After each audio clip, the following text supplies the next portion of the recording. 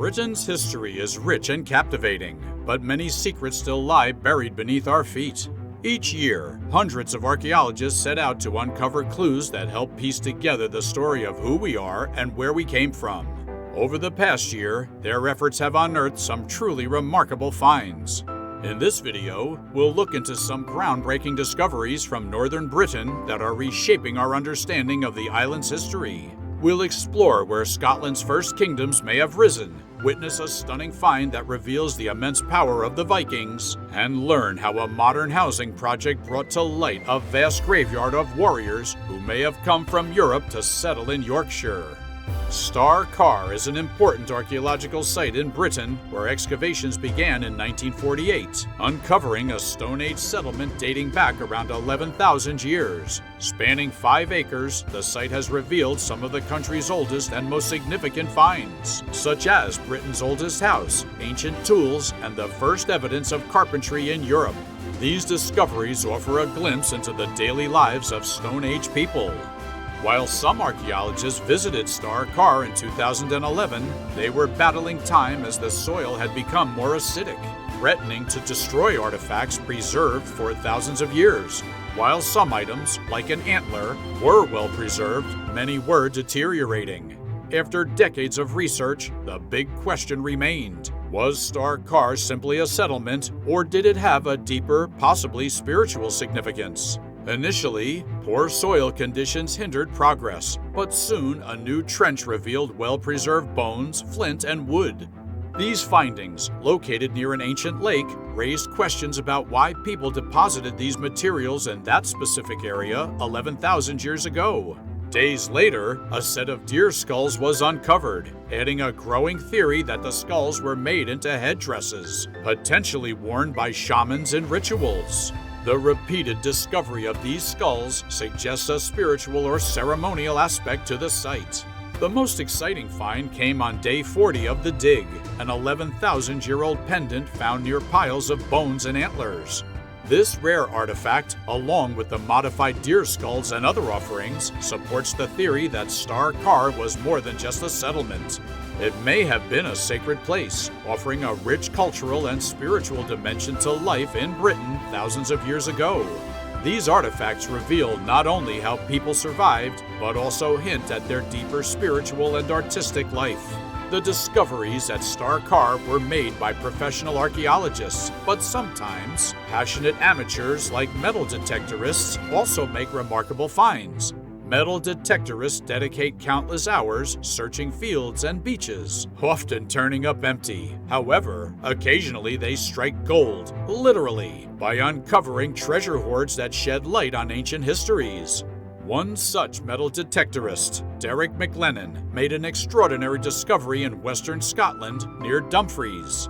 After months of searching a single field, he discovered a Viking treasure hoard that included arm rings, gold bars, and other significant items. Recognizing the importance of the find, McLennan immediately alerted the authorities, and an archaeologist assisted him in the excavation.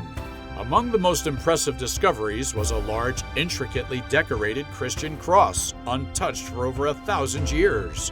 As the excavation continued, a well-preserved pot wrapped in its original fabric was found, containing more artifacts like rings, brooches, and other fine jewelry. The hoard's significance was immense, and a team from Historic Scotland took over to study and preserve the treasures using modern technology. This Viking hoard offers valuable insights into the complex world of the Vikings, who were not only fearsome warriors, but also sophisticated traders. The presence of items from distant regions, like the East, highlights the Vikings' expansive trade networks that reached as far as Constantinople and Baghdad. Additionally, the discovery of a silver coin stamped with Coenwulf Rex links the hoard to the reign of Coenwulf, a king of Mercia, suggesting the hoard was buried during the height of Viking raids in Britain. While the Vikings are often remembered for their raids, the items in this hoard reveal a more nuanced view of their activities. Alongside plundered Christian treasures, there are signs of their widespread trading ventures, showing that they were more than just invaders. They were merchants who engaged with cultures across vast distances. Yet, long before the Vikings, other foreign groups had arrived in Britain. In 43 AD, the Romans began their conquest of Britain, ruling for nearly 400 years. While their governance is well documented, what happened after the Roman Empire's fall is more mysterious. Following the end of Roman rule, Britain entered what is called the Dark Ages, a period with few written records and limited archaeological evidence. However, a team of archaeologists is now investigating a new site near the Roman fort of Ribchester in Lancashire, hoping to shed light on this mysterious era. The team is exploring whether Britain truly descended into chaos after the Romans left, as it is often assumed. Their investigation started by digging up the Roman road that once ran through the fort. Interestingly, the road had been dismantled, with its stones repurposed for other uses. Nearby, a patch of scorched earth suggested that a large fire had occurred after the Roman era, possibly linked to manufacturing activity. Contrary to the common belief that the Dark Age Britain was a time of decline, the dig is revealing evidence of industry and innovation.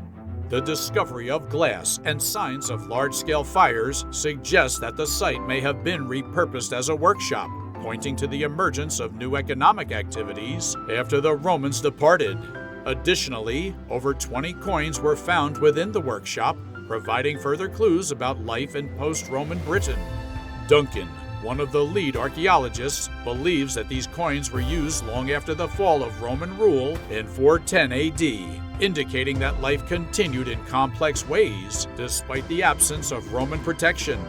Rather than confirming a period of complete collapse, the findings suggest that Britons adapted to their new circumstances, developing new trades and industries.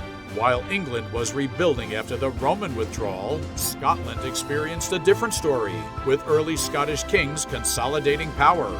Yet, much of their history remains a mystery, adding another layer to the complex narrative of post-Roman Britain. The Picts were the ancient people of Scotland, often described in history as fearsome painted warriors, even feared by the Romans. While the Romans took control of southern Britain, the Picts in the north remained largely untouched. They continued to rule parts of Scotland and northern England until the 10th century. Despite their historical significance, much about the Picts remains unknown, as evidence of their civilization has been hard to find. However, a team of archaeologists now believe they might have uncovered where the Pictish rulers once lived. One of the few clues the Picts left behind is a series of giant stone symbols, the most famous being the 6-foot-tall, intimidating figure known as the Rhynie Man. These stones are thought to be linked to Pictish royalty. Archaeologist Gordon Noble has dedicated his career to uncovering evidence of the Picts. He is currently excavating in eastern Scotland, where several of these mysterious symbol stones have been found, hoping to discover the long-lost seat of the Pictish kings. The potential find is promising, but to fully explore the site, the team will need to scale a formidable stack of rocks. Standing 60 feet tall and surrounded by the treacherous North Atlantic, it's a place well suited for a warrior tribe, but a challenge for modern archaeologists. If they have indeed uncovered a Pictish fort, the effort will be well worth it. Their persistence soon pays off. In the first trench, the team uncovers a flat area of stones, possibly a hearth, suggesting the site was once inhabited.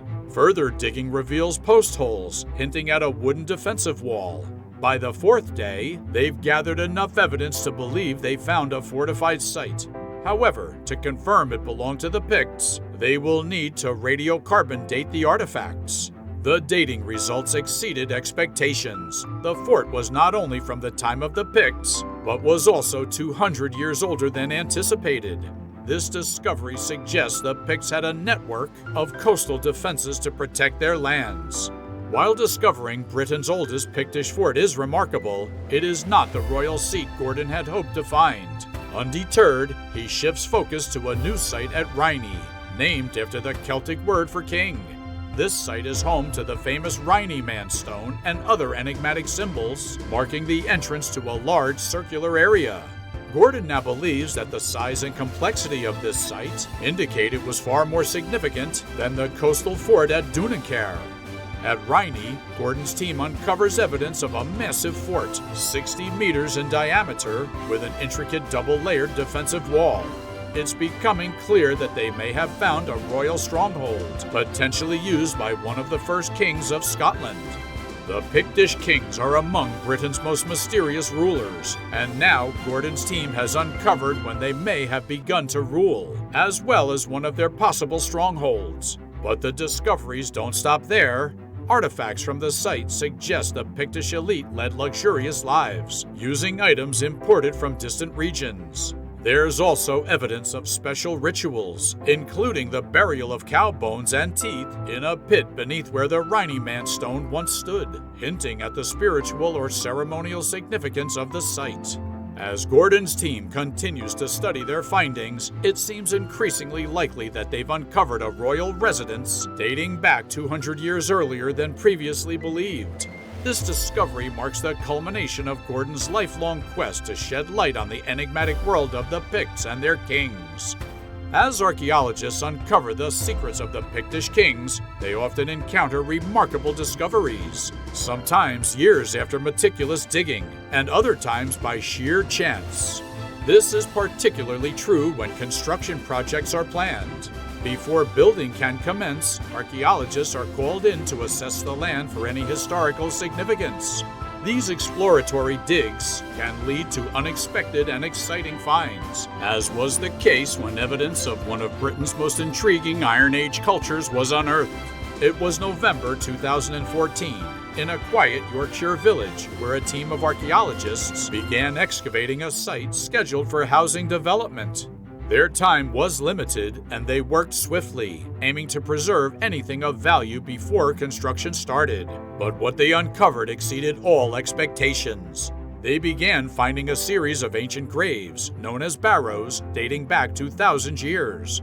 As more and more graves came to light, it became clear they had stumbled upon a vast Iron Age burial ground. Recognizing the significance of the discovery, the developers granted the archaeologists additional time to investigate. With each new barrow, it became apparent that they were only scratching the surface of this remarkable site. For months, the team worked tirelessly. By day 149 of the dig, they had uncovered 38 large square graves, an indication that the individuals buried there were likely people of importance. What began as an accidental discovery on a building site was now revealing clues about a mysterious Iron Age culture. Among the graves was the skeleton of a 25-year-old man, buried alongside an array of weapons. A beautifully crafted sword found near his body suggested he was a person of great status.